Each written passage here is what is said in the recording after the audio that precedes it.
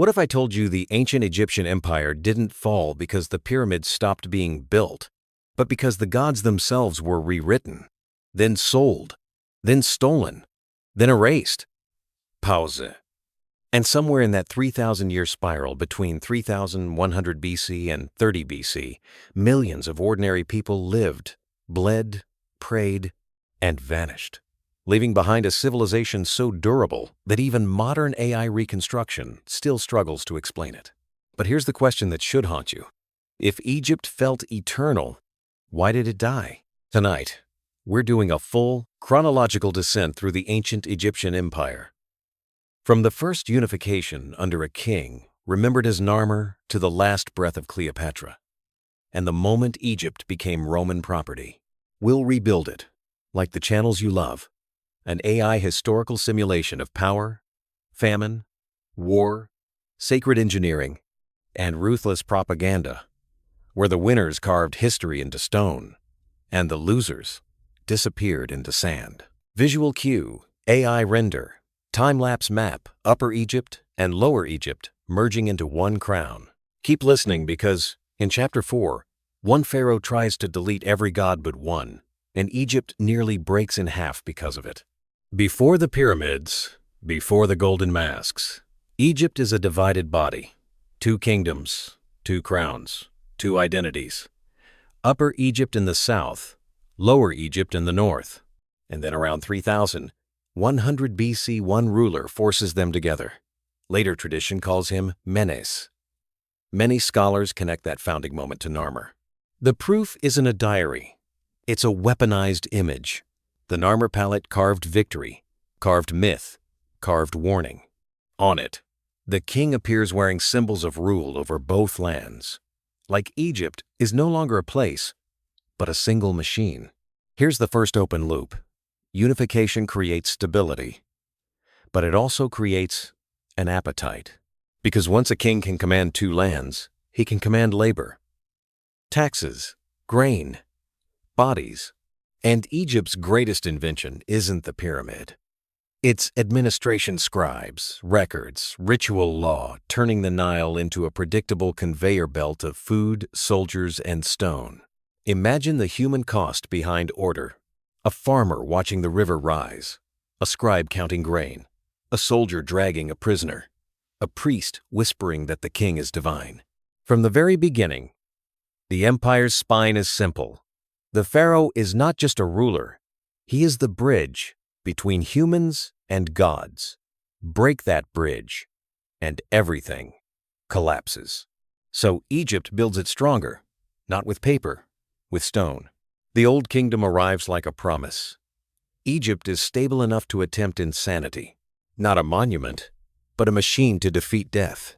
Enter Giza, the Great Pyramid built for Pharaoh Khufu of the 4th dynasty, rising around 2,600 BC, taking decades, swallowing lives, consuming the landscape. For a wow fact that hits different, this isn't just stone stacked high. It's a national project that required food, supply chains, housing, medical care, tools, schedules, an empire coordinating thousands of people long before modern industry.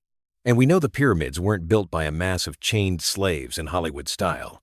Evidence points to organized labor and a real workers' settlement near Giza workers with diets, injuries, and identities.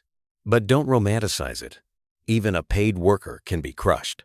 Even a respected laborer can die in heat, so dry it drinks the moisture from your lungs. Here's the darker truth. The pyramid is a political message. It tells the living, the king is so powerful, he can command mountains to move. It tells the dead, the king will arrive with an army of stone. And it tells future generations, don't question the system. It can outlast you. Yet, the Old Kingdom does not outlast hunger. Because Egypt's greatest strength, central control, has one weakness. If the Nile fails, the empire starves on schedule. And sooner or later, it fails. Picture the moment the river doesn't rise enough. Not a dramatic apocalypse, just a quiet, terrifying shortage. A little less water means less grain. Less grain means fewer rations. Fewer rations mean unrest. And unrest means the pharaoh's divine promise starts to sound like a lie. Egypt enters periods where authority fractures, where local rulers gain power, and the idea of one perfect center weakens. This is where faceless history lives. Children with empty bowls, fields cracking, officials hiding numbers, priests begging gods for floods that don't come. And then Egypt rebuilds. Again. That's the pattern you should notice. Collapse, reconstruction, collapse, reconstruction. A civilization constantly stitching itself back together like a body that refuses to die. But the next rebirth comes with a sharper edge. Because after internal weakness, Egypt learns a brutal lesson. If you don't control borders, someone else controls you. And once Egypt looks outward, it stops being only a kingdom. It becomes an empire. But the real turning point isn't only military, it's psychological. Egypt's rulers begin to believe they can not only survive time, but dominate it. And that belief reaches its peak in the New Kingdom, where gold, floods, temples, and war becomes policy. But the real horror begins when one pharaoh decides the old gods are a problem. The New Kingdom is Egypt's power fantasy made real. Wealth, conquest, massive building projects, the empire expanding its reach beyond the Nile Valley. Then comes Akhenaten, and he does something that feels almost unthinkable in ancient Egypt. He turns against the traditional gods and pushes a new religious focus centered on the Aten the sun disk. This isn't just spiritual, it's political. Because temples aren't only places of worship. They're economic giants, landowners, employers, power brokers. So when a pharaoh shifts the religion, he shifts the money, the loyalty, the language of reality. Akhenaten even builds a new capital, Akhenaten, Amarna, as if he can physically outrun the old world. And the art changes too suddenly, more intimate, more human, almost unsettling. It's as if the empire is watching itself in a mirror and not recognizing the face. But here's the open loop. You can order a new god, but can you order people to forget the old ones? When Akhenaten dies, Egypt snaps back like a rubber band, and in the shadow of that snapback, a boy king appears. Tutankhamun often remembered for his tomb. Not his reign becomes the symbol of restoration. The old gods return. The old priesthood returns. The empire tries to erase Akhenaten's name like a virus scrubbed from memory. But memory doesn't die cleanly. Because while Egypt is busy fighting itself spiritually, the world outside is sharpening knives. And the next chapter is where Egypt's glory becomes militarized legend. Now enter Ramses II, one of the most famous pharaohs of all time. Builder, propagandist, and war king. His reign becomes a billboard for Egyptian power. Colossal statues, temples cut into living rock, and narratives carved into walls as if words could pin reality in place. Look at Abu Simbel, monumental, intimidating, four-seated colossi staring down time itself. And then Kadesh, one of the ancient world's most famous battles, dated to 1274 BC, between Egypt and the Hittites. Its chariots, confusion, near disaster, and a story Ramses tells as victory, carved again and again across Egypt's sacred spaces. Here's the wow twist. Ancient empires weren't just fighting with bronze and horses. They were fighting with narrative. Ramses doesn't only want to win battles. He wants to win history. But even the greatest propaganda can't stop slow collapse. After peaks come pressures. Succession problems, internal fractures, foreign incursions, and the creeping reality that Egypt is no longer the only superpower. And as centuries grind forward, Egypt becomes something else. A prize. A place others want to own. Visual cue. AI render. Storm over temples.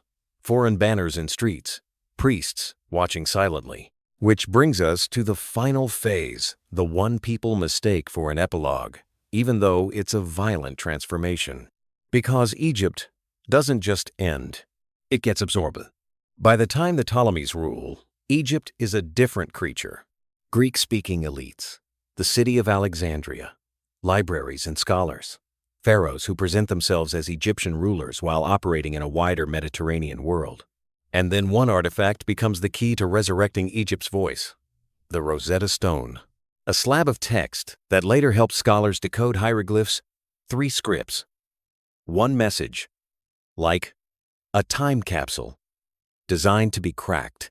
Now the empire's last, most famous figure steps out of myth. Cleopatra VII. Not the Hollywood caricature, but a political survivor trying to keep Egypt sovereign in a world that has become Roman. And when she dies in 30 BC, either 10 or 12 August, according to many accounts, Egypt's independence dies with her. The rich lands of Egypt become property of Rome after Cleopatra's death, marking the end of the Ptolemaic dynasty and the start of Roman Egypt. And here's the final open loop. If Egypt lasted over 3,000 years, why did it collapse so fast at the end? Because the truth is, it didn't collapse overnight. It was weakened by centuries of being fought over by outsiders and insiders, until its eternity became a story told by other empires. And that's the most frightening part. Egypt didn't vanish. It was rewritten.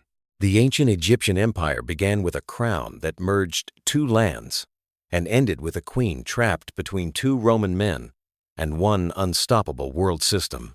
In the middle, pyramids that still break your sense of scale, wars carved into rock, gods deleted like political enemies, and ordinary people living and dying beneath monuments that promised eternity but couldn't guarantee tomorrow. When you watch a modern ancient Egypt documentary or an AI reconstruction in 4K, you're not just seeing the past. You're seeing what survived the war against time. Stone survives. Gold survives. Names sometimes survive, but the human voice almost never does. So here's the thought to sit with. If your entire civilization depended on a river flooding just right and on a ruler being divine enough, how long would you last? Egypt answered that question for 3 millennia, and then it ran out of margins. If this journey through the ancient Egyptian empire 3,100 BC to 30 BC made you see history differently, hit like and subscribe for more AI historical simulation documentaries. Comment one word: pyramids or Cleopatra? Which part of Egypt's story felt darker to you? And share this with someone who still thinks Egypt was just pyramids. Because the real empire wasn't built on stone, it was built on control, belief, and survival. Share if this shocked you, and tell me, what civilization should we reconstruct next?